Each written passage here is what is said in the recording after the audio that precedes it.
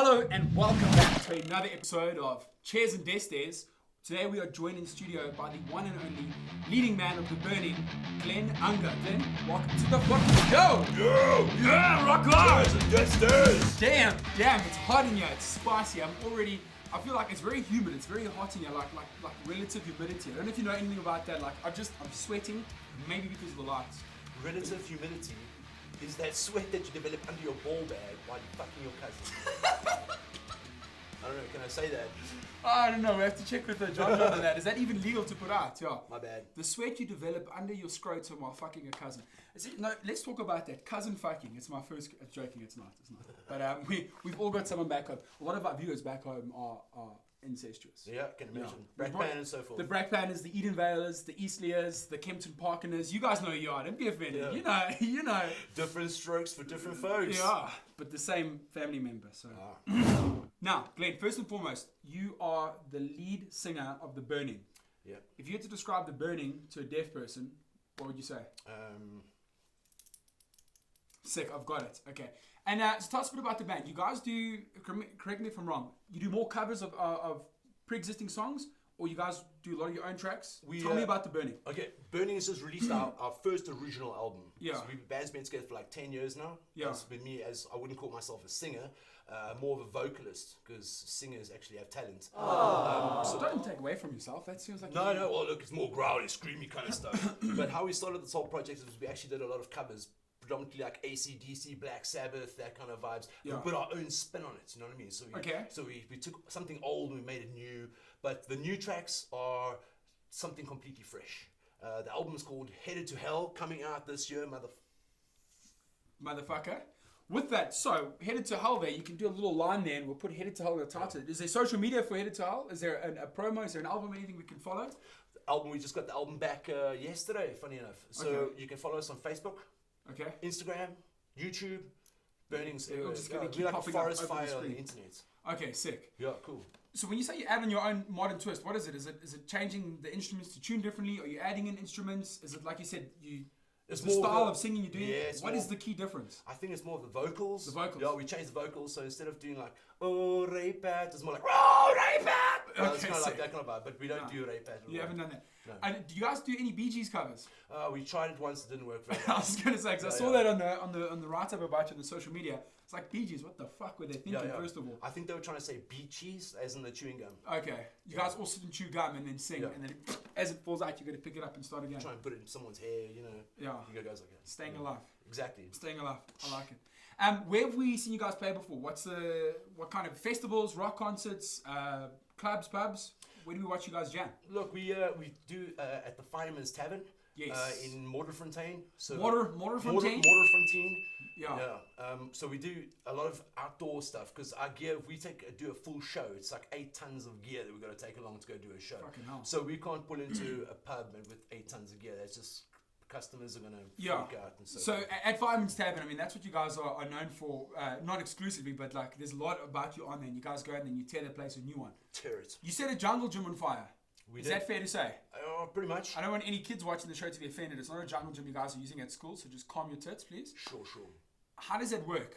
I mean, are you guys in charge of the pyrotechnics? Or you got firemen there? Are you just rocking on and there's a fire behind you? I just picture epicness all over. Look, the whole venue is actually a training facility for firefighters. Right, So once a month, the last Friday of every month, they go and they get jet fuel and they set this whole motherfucker on fire.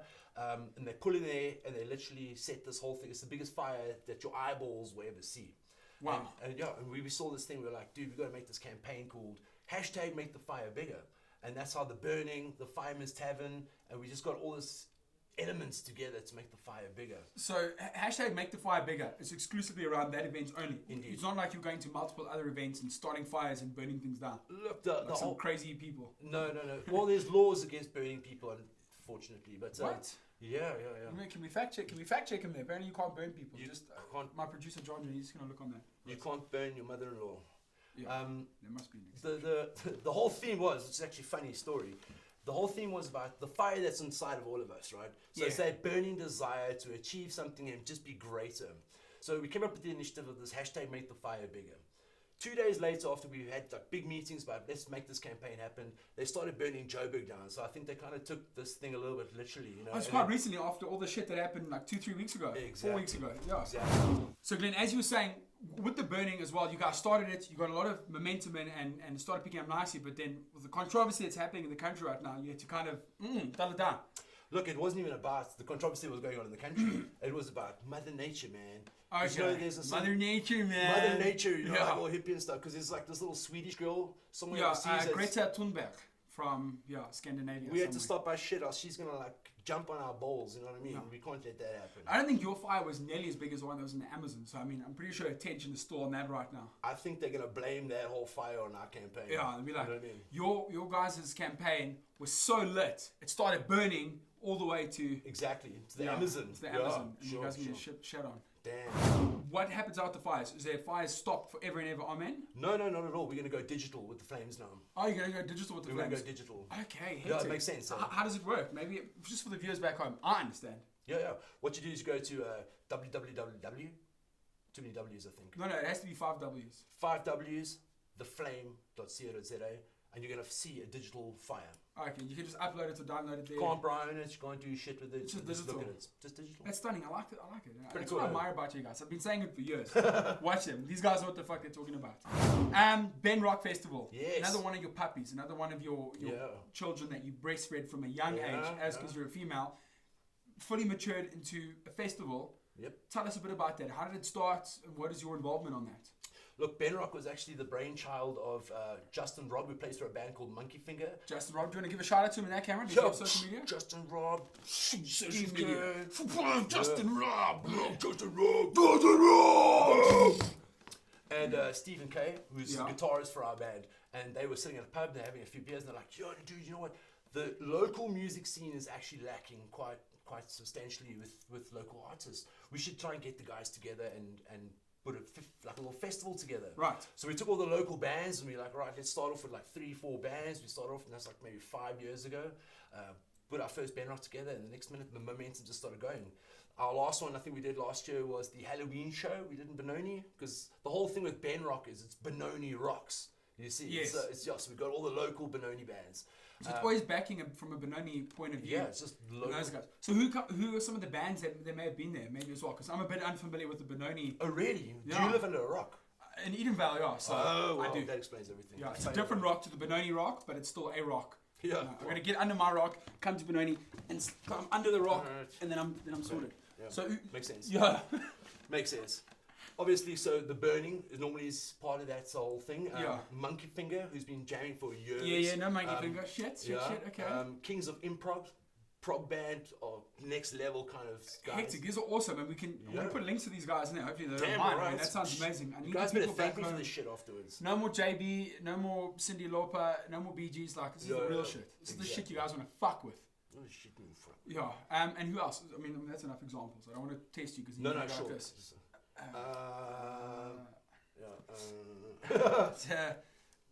And how long does BenRock go on for? Is it like an oppie coppie vibe, a couple of days? Is it an afternoon? Is it a Sunday? It's a one day thing. Yeah. So we normally do it like on a Saturday. Find a cool outdoor. The whole thing is about outdoors. You know, we want people to stand outside, breathe fresh air, smoke what you need to smoke. And if you do it inside, you're just gonna like Marlboro downhill. That's what he meant. Winston. Yeah. Winston Slide. There's another band. Winston Slide. Yeah. There we go. Thank you. Yes, cool. Okay, so but what I look forward to when I go to festivals like that, day festivals or weekend festivals, is the food stalls. Yes. What do your viewers have as a choice when they go there? What kind of food stalls have you set up there? Because that's what attracts a lot of people. Got to go with the classics. Boerewors, eh? Boerewors rolls. Oh, lekker. Boerewors rolls. Hey, lekker boerewors, eh? Pregos. Yeah. Do you have the potjie guys there? No, we don't have the. Do you have panini guys there? No. The sandwich baron? No. The fajita? No. The fed cook palace? No, we don't have those guys there either. The guys that make cereal and water? Yeah, actually, funny enough, we do. Fucking hell. And water, eh? And water. Have you ever had Future Life with water? I actually only drink Future Life with water. Fucking Christ. No, for real. Sorry, Future Life. More like fuck my life. That joke is brought to you by at Byron Darvel TM. Please don't use it anywhere else. In the court of law, you will be arrested. Yeah. You really drink Future Life and water? I really only drink. I've had Fruit Loops and Jack Daniel's whiskey before. It was a dare. Oh right. The honey whiskey. So obviously it's tasty. I had a beer with ice cream on it before. Okay, I've eaten a fish's eye before. We went fishing and the fish was still alive and someone was like, it'll be a good idea. Oh, fuck, Peter's not going to like us. The fish was dead. And we ate his eyeball.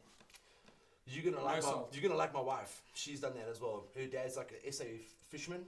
And nice. And the whole thing is like when you catch a fish, the initiation is going to eat the eyeball. Okay, so it wasn't just me. I was fucking disgusted and kissed it for like a year. Yeah, don't. Who eats fucking fish eyes? It's obviously disgusting. you. Yeah. And fish sticks. Shout out to South Park. Do fish even have dicks? No, fish have got, I think it's a cloaca. No, snakes and reptiles, they've got this thing called a cloaca. And a cloaca is the hole that shit and piss comes out of, but you also have sex in. So instead of like humans, we got holes for all sorts of things. The snakes have only got one. And I think the fish might be the same. It's one hole that does alles. You name it. In and out. Well, we don't have to talk about fish genitalia for too much longer. If you guys are a fan of fish genitalia, please check out my other blog, www.fishgenitalia@byrondarvel.com. We have fish genitalia t-shirts and the merch. It's great. That's pretty perverted. It is. Thank you. Now, obviously, you talk about your awesome hairstyles. I think it's pretty sick. You remind me of, I don't know if you watch UFC. I know we were making fun of sports and stuff just now. The one main UFC ref, he's got a long beard all the way down there. And whenever he's stopping a fight and he pulls a fight, all I think about is his beard hitting someone in the face. Yeah. Your facial hair ever get in the way of life? Maybe the intimate side of life, or playing with kids, or this or that? What's it like having two bad boys hanging off your chin? Man, you know, the weird thing is like when you make a braai, yeah, you got to watch that shit. You know what I mean? What, for sauce or for getting burnt in the flames? Flip that thing back. I was going to set it on fire. Yeah. Yeah. No, look, the beard's part of the thing, you know, like when you... No, it's hardcore, it's awesome. Instead of having like cable ties to like tie people up, you know, when you get into a fight, you fuck someone up, you take your beard, you tie it around their throat one side, put their head on that, tie their feet up at the other side. Yeah. You can hold back and your beard's doing all the business. Nice. And then so you got the back part as well. What's longer, your beard hair or your back hair? My ball hairs. Your ball hairs. I wouldn't even maybe just can we get a close up just for the viewers quickly? No, I don't think we can do that. Yeah, man. If you committed, our stock would have gone up like that. Damn. It's hectic. I've always been the whole side of facial hair has become it's really epic.